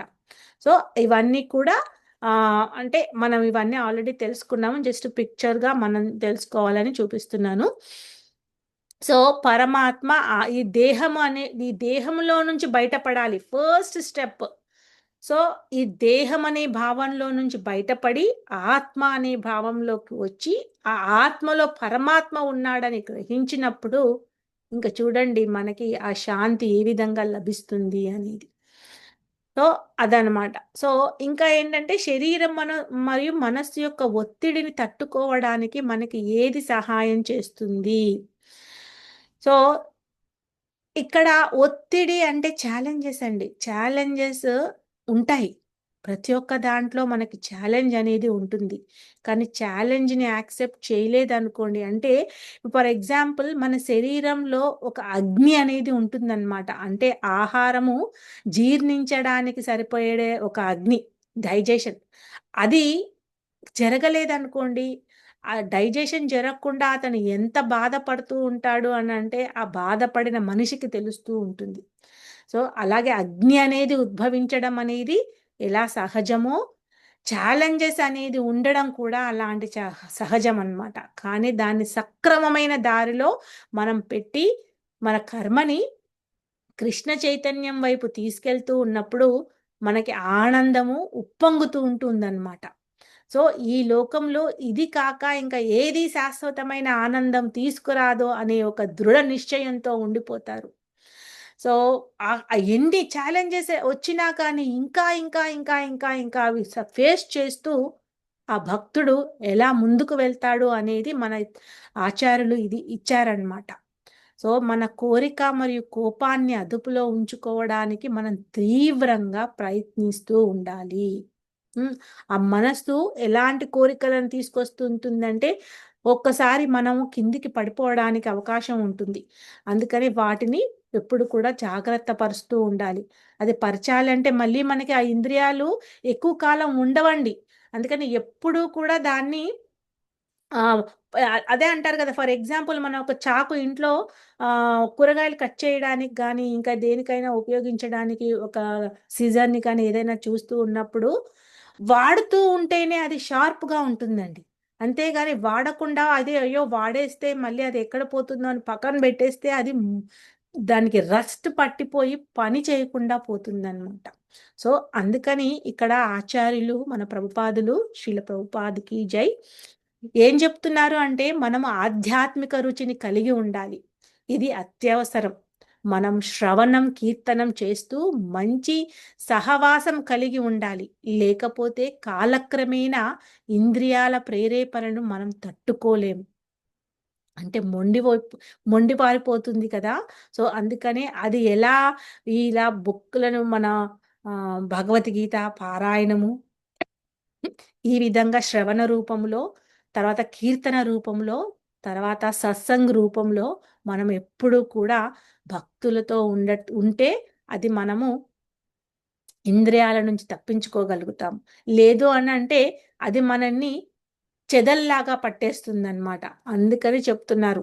ఎప్పుడు కూడా ఆధ్యాత్మిక రుచినితో ఉండు అని.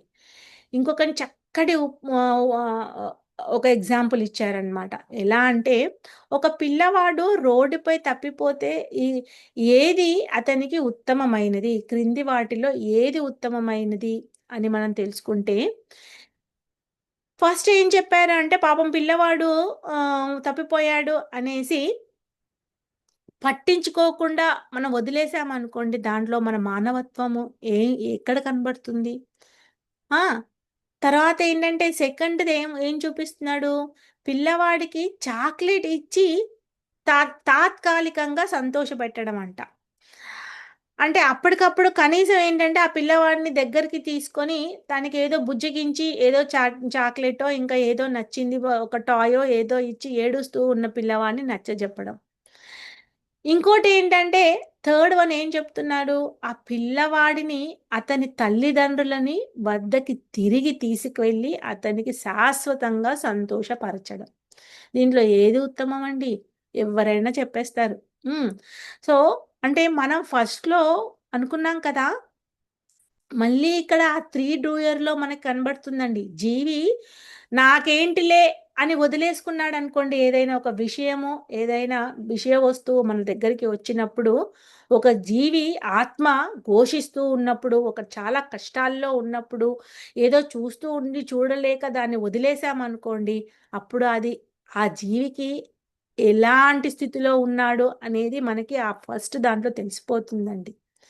తర్వాత సెకండ్‌ది ఏం చెప్తుందంటే అట్‌లీస్ట్ వాళ్ళేంటంటే ఒక టెంపరరీగా ఆ పిల్లవాడిని బుజ్జగించడానికి ప్రయత్నం చేశారు. సో, అంటే వాళ్ళు చేశారు అనంటే అప్పుడు వాళ్ళలో ఆ అగ్ని అనేది అంటే ఆహ్, ఆ మంచితనము చెయ్యాలనే ఒక హ్మ్, మంచి కర్మ అక్కడ స్టార్ట్ అవుతుందనమాట. తర్వాతేంటంటే వాళ్ళలా ఊరుకోకుండా తల్లిదండ్రులను వెతికి వాళ్ళని ఎక్కడున్నారో గమనించి ఆ పిల్లవాడిని ఆ తల్లిదండ్రులకి ఇచ్చేశారనమాట. సో, ఆ విధంగా అది టాప్ మోస్ట్ అవుతుంది. సో, ఈ కర్మలలో కూడా మనకి కృష్ణ చైతన్యం అనేది ఈ ఉత్తమమైన కర్మ అన్నమాట.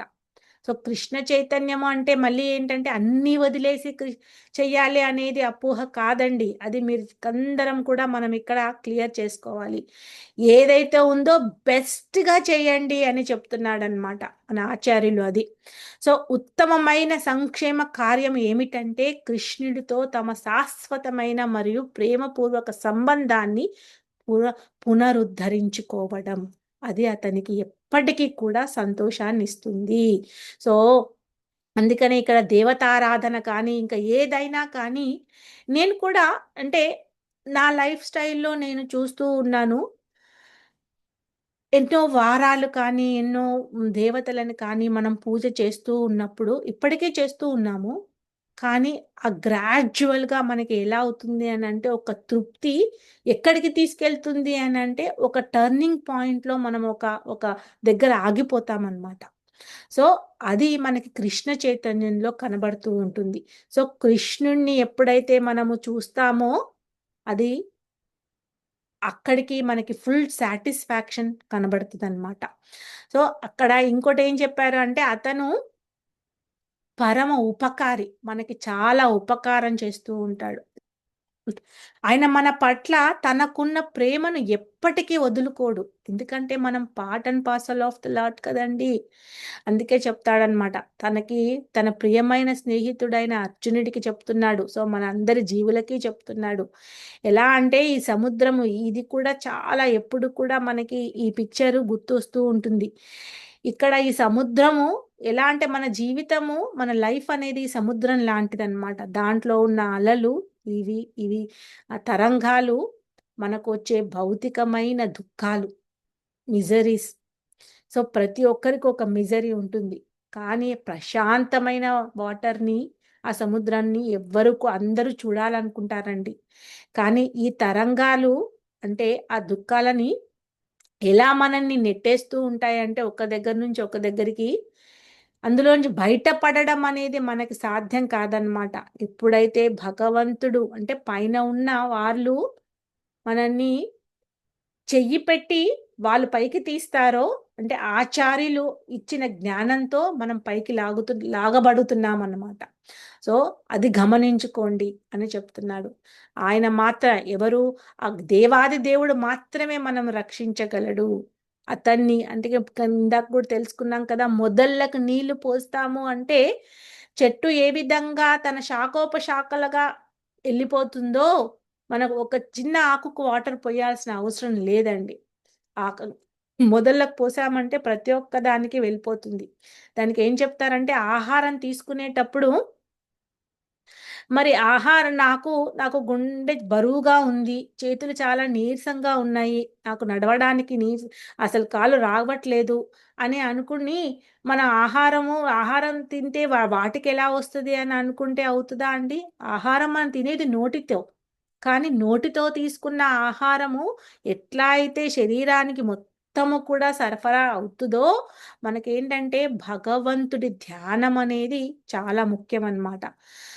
సో భగవంతుడికి మనం ధ్యానం చేస్తూ, కీర్తన చేస్తూ ఎప్పుడూ కూడా తన నామస్మరణలో ఉండడం వల్ల మనకి ఈ సంతోషం అనేది ఎప్పుడు మన దరిదాపుల్లోనే ఉంటుంది. దుఃఖం అనేది ఇంక మన దగ్గరికి రాదనమాట.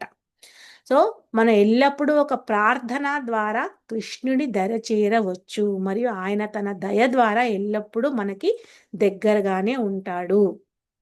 ఇంకోటేంటంటే అతనెప్పుడు పరమ శ్రేయోభిలాషి. ఒక డాక్టర్‌కి తెలుసండి. ఇప్పుడు ఒక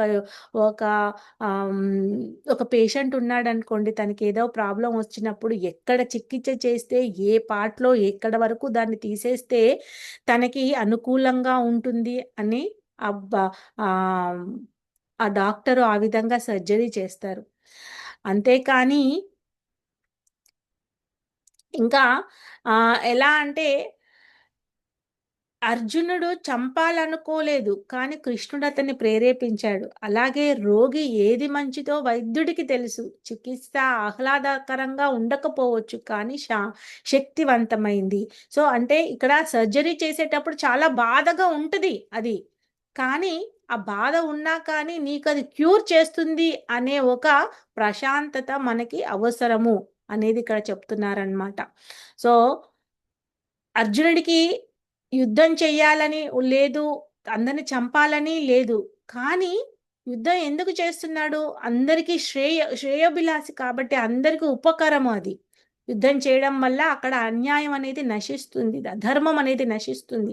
అందుకని అది యుద్ధం చేయమని చెప్పాడనమాట. సో అతను పరమ భోక్త అని, పరమ శ్రేయోభిలాష అని, పరమ చరమ భోక్త అని, ఇవన్నీ కూడా మనము భోక్తారం యజ్ఞ తపసాన్లో తెలుసుకున్నాం అనమాట.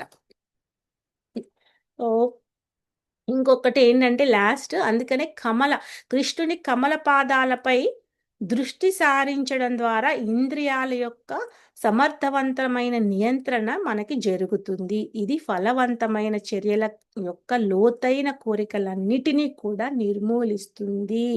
అందుకనే కృష్ణుడి గుడికి మనకి వెళ్ళినప్పుడు చెప్తారు ఏంటంటే, కన్నులు మూయకండి, అతని యొక్క ఈ లోటస్ ఫీట్ ని చూస్తూ ఉండండి. కనుబొమ్మలను కూడా మనమంట అలా చూస్తూ ఉంటే మన కోరికలన్నీ పోతాయంట.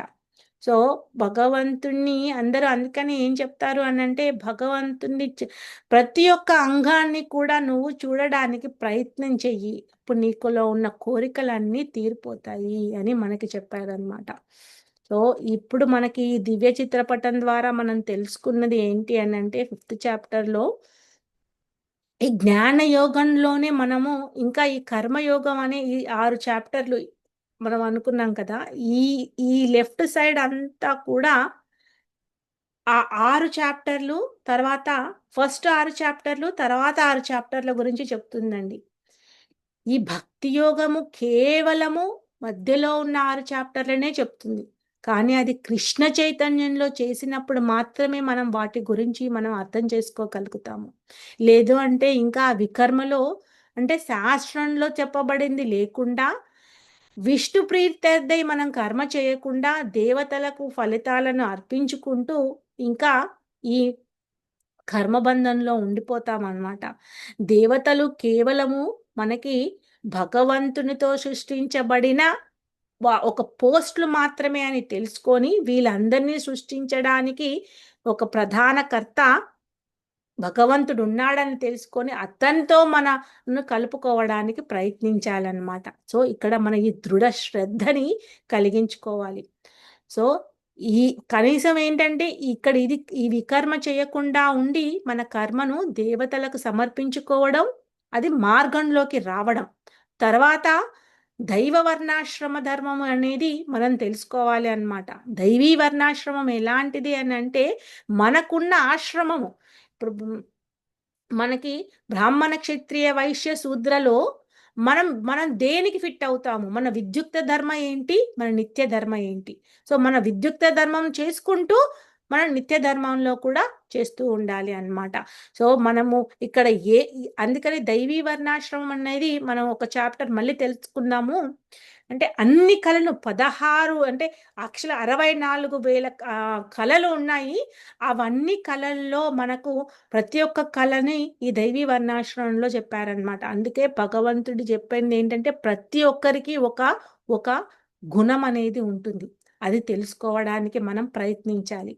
దాంట్లో మనకి ఇచ్చిన ఈ సర్వీసెస్లో అప్పుడు మనం ఏమవుతుందంటే, ఈ భక్తుల సాంగత్యంలో ఉన్నప్పుడు అది ఒకటి బయటపడుతూ ఉంటుంది. మన స్ట్రెంగ్త్ అనేది మనకు బయటపడుతూ ఉంటుందన్నమాట. ఆ స్ట్రెంగ్త్ తెలుసుకున్నప్పుడు ఎందులో నువ్వు రాణించగలవు అని తెలుసుకొని దాంట్లో నుంచి మనం ముందుకు వెళ్తూ ఉంటాం అన్నమాట. సో కానీ నువ్వు ఆ దృఢ శ్రద్ధతో ఉండాలి ఫస్ట్. అప్పుడే మన ఫేత్ ఇంక్రీజ్ అవుతూ ఉంటుంది. భగవంతుడు ఆ విధంగా మనకి మన విద్యుక్త ధర్మాన్ని మనకు తెలియజేస్తాడనమాట, ఎప్పుడైతే మన నిత్య ధర్మం చేస్తూ ఉంటామో. సో అందుకని ఏదున్నా, మంచి ఉన్నా చెడు ఉన్నా, మనం సాధువులతో ఎప్పుడూ ఉంటూ ఉండాలి. భజన క్రియలో ఉంటే మనకి ఈ అనర్థ నివృత్తి ద్వారా మనలో ఉన్న అనర్థాసు ఆ రస్ట్ పట్టినట్టుగా దుమ్ము ధూళి అంతా కూడా పోయి చక్కగా నిగనిగలాడుతూ ఇది వెళ్తూ ఉంటుందన్నమాట. నిష్ఠ, రుచి, ఆసక్తి, భగవంతునితో ఇంకా తెలుసుకోవాలనే ఆసక్తి, భావ, ప్రేమ స్టేజ్కి వెళ్ళగలుగుతాడు భక్తుడు. సో ఇది మనం ఈ కృష్ణ చైతన్యంలో తెలుసుకున్న కర్మ. సో అందుకని కృష్ణ చైతన్యంలో మనం అందరము కూడా కర్మ చేయడానికి ప్రయత్నం చేద్దామండి. సో ఇక్కడతో మనం ఈరోజు ఆపుదాము. సో పూర్తిగా ఈ మనకి ఏంటంటే ఒక్కసారి రీక్యాప్ చెప్పుకుంటే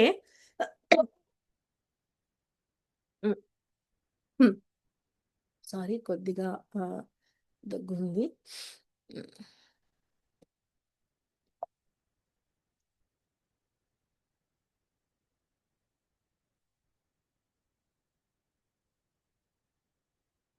యా